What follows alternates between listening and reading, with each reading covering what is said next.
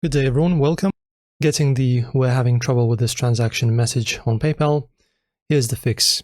So firstly, check your funding source. You need to go to your PayPal wallet and confirm your linked card or bank account isn't expired or removed.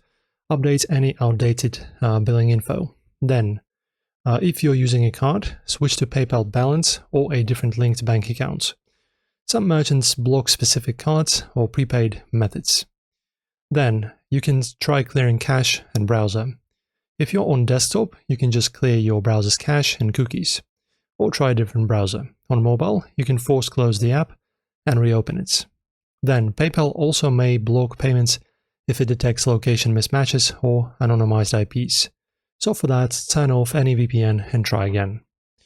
Also review account status. For that, head over to the settings, then notifications to see if there are any account limitations or pending verifications. If so, follow the on-screen steps to resolve them. Also, sometimes the issue is with their PayPal setup, not yours.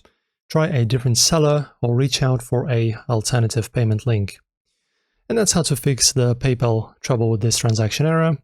Like and subscribe for more payment fix guides, and let me know in the comments if you're still seeing this error message. Thanks for watching.